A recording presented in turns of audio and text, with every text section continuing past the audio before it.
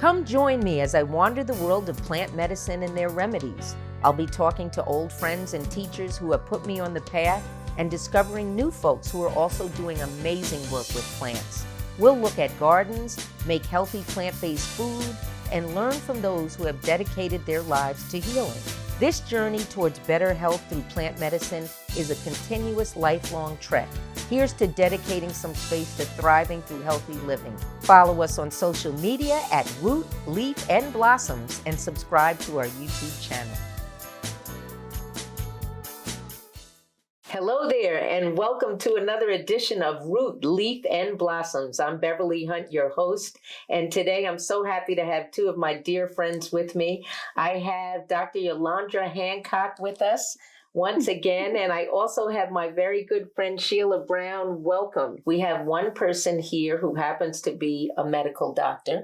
And Dr. Yolanda, what is your area of expertise? So I am a pediatrician. I'm also an obesity specialist, and the other hat that I wear is a public health expert. Okay. And we hear Dr. Yolanda a lot around the country, internationally and regionally, talking about coronavirus several days a week. And then I have my good friend, Sheila Brown. Sheila practices this beautiful subject of dealing with the law.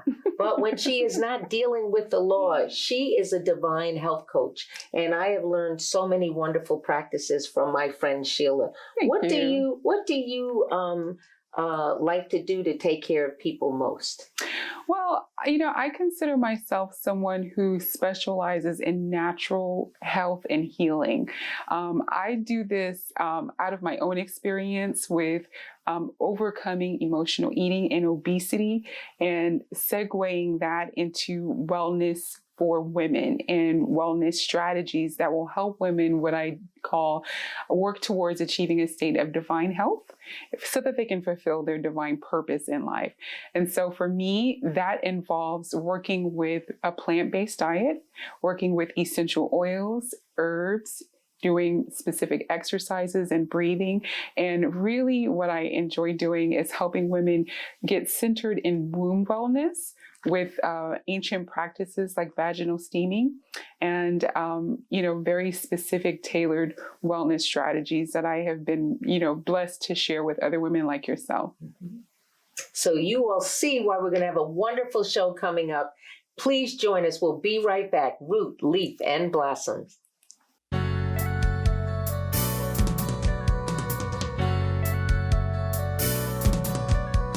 Welcome back to Root, Leaf, and Blossoms. And we're going to talk a little bit about essential oils. And the first thing we're going to talk about is, why are essential oils so important? Sheila? Well, I'm glad you asked that question because essential oils have been with us since ancient times. People are familiar with the Bible about Jesus being bought certain oils, frankincense and myrrh. There was actually a group of men who were literally walking around stealing jewelry off of the dead. And you know about the bubonic plague in the 15th century. It literally took out 1/3 of Europe's population. That was a deadly disease.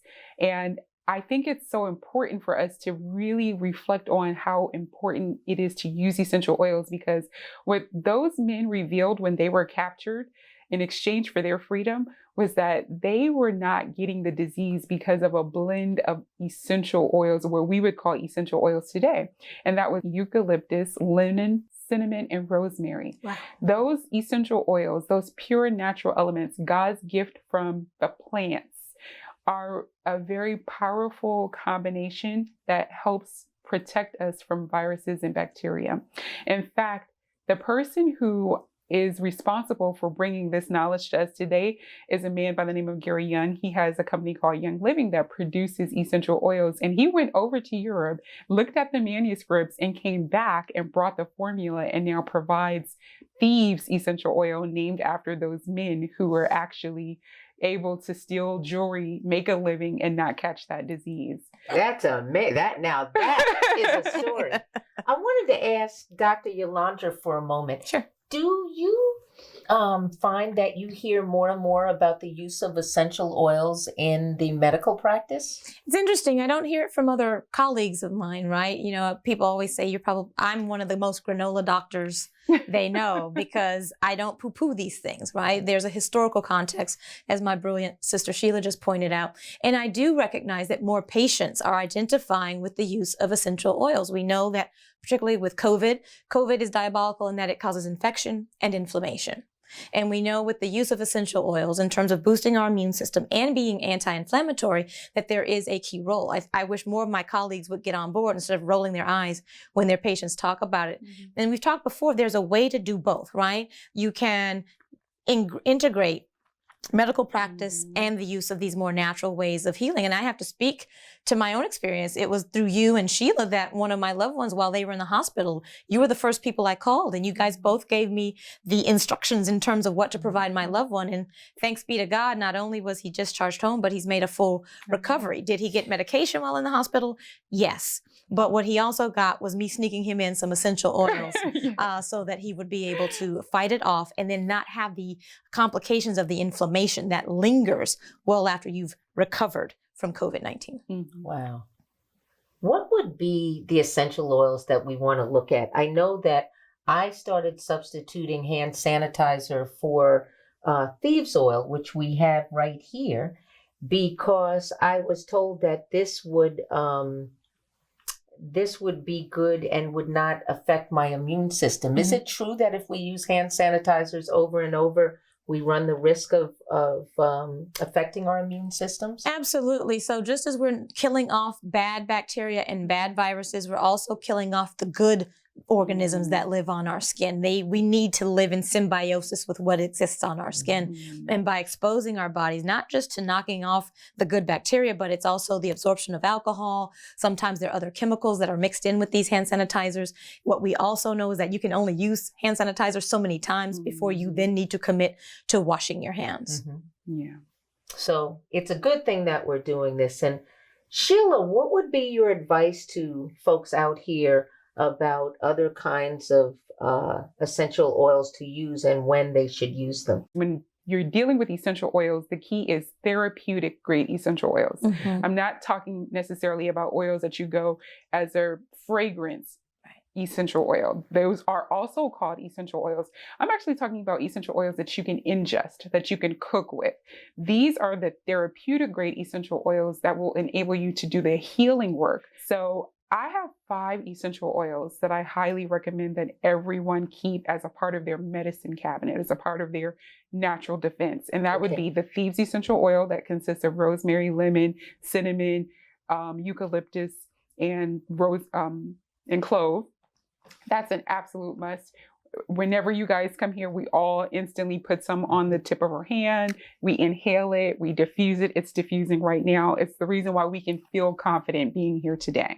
Right. I also recommend what I said. Oregano is one of the fire element oils. You can cook with it and you can clean with it. The other one, thyme essential oil. It works a lot like oregano.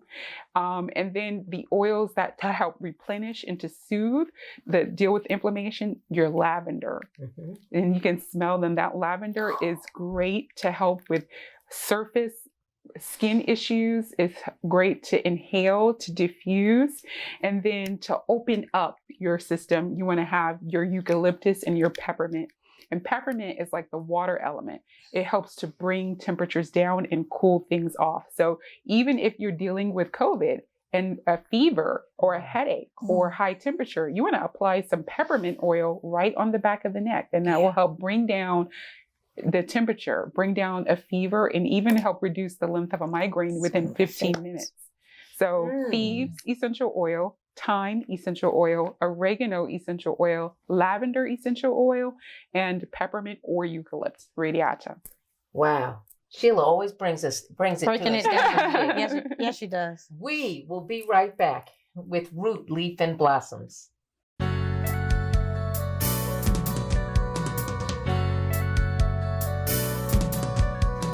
Welcome to Root, Leaf, and Blossoms. I'm Beverly Hunt, your host, and today we are back at the farm with Miss Molly and Kids Herbalism Welcome, Miss Molly. Thank you so much for being here. We're so excited. I'm excited to be here with kids.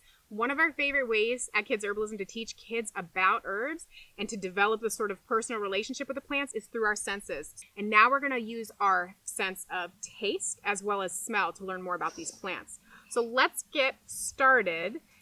The taste of plants can teach us so much about what their action is in their body. So Lucille, you want to try this? Look at this. This is called hibiscus, or it's also called sorrel. What does it taste like, y'all? Do you taste the jelly? Tastes sour. It tastes sour. Right. So you want to try that one? So these are it's super strong tasting. So do you know that sour, when we taste sour herbs, that means that a lot of times sour herbs are really high in vitamin C. A lot of them are very cooling for the body. And like sorrel is traditionally used, which y'all don't have to worry about yet, but maybe once you get older, it helps to lower the blood pressure. Yeah. So this is super sour, which means it has really high vitamin C across the board. What else is sour? Are lemons sour and lime sour? Exactly. Woo! Very Those sour. are sour. Okay, let's try another one. Okay, let's do this one. Let's try some of this. Why don't we smell it first? Okay, here you go. So this is lemon balm. So lemon balm smells super, super small. To me, do y'all smell lemon or taste lemon? Tastes lemony. Want to taste it? Yeah. Okay, so lemon balm is very calming and relaxing for kids, and it has that beautiful lemon smell. There's teas, right, with it? Yeah, you can make tea with it. You can make a glycerite with it. Super calming for kids. Do you like that one or no? Uh-oh. You do? Okay. We got one yes, one no. Uh-oh. Well, this one. You want to try this is. one? Who wants to try some of this? Who can tell me what that is? Chocolate. It's chocolate. But you know what? This is the real stuff. Y'all want to try some chocolate too? Now, this is very, very bitter. This is pure dark chocolate, and it's very bitter. And bitter herbs often to support our digestive system, and even chocolate helps Very bitter, our though. digestive system. So bitter herbs in general are calming to the body, relaxing. They support our digestive system, support our liver. Some real bitter chocolate actually has some good supportive health qualities to it. So we got bitter, we got sour. What about, let's see. He's like, We're going to try a new one, Aiden. Don't worry. this one's sweet. Let's try a little sweet. This is the marshmallow root. Who wants to try some marshmallow root? Oh, that's kind of like the one we had. You want to try some? Let me try some. You don't have to swallow this one. You might want to spit it out. But this one's sweet. Yeah. Does it taste a little sweet to you? Sweet herbs. If we taste the scent sweet, then usually it means it's nourishing to the body. A lot of sweet herbs and foods are very high in calorie. They're nutritive to the body. A lot of times they're calming, because when there's a state of malabsorption or a lack of good nutrients in the body, we tend to be tense. So as we get a better nutrition in our bodies, we tend to relax. So sweet herbs are calming and relaxing and just really nourishing to our bodies. So we can do spicy herbs real quick. Spicy is okay. I hear you. So this is ginger. Ginger's spicy. There's little pieces here if you want to try a little ginger. Ginger root is really calming. It's antispasmodic, good for digestion, helps with cramps. Spicy herbs tend to be warming and moving to the body. They tend to be used traditionally to help support with infections or colds and different things like that.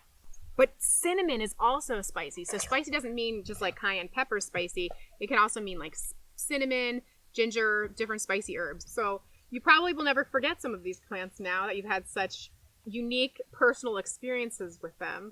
It's a great way to learn about plants, to try them directly through our senses. Molly, thank you so much for having us here today to do this. And we want to thank you so much, Lucille, for your participation, and yours, Aiden, as well. Thank you so much. This was another segment of Root, Leaf, and Blossoms. Thanks for joining us.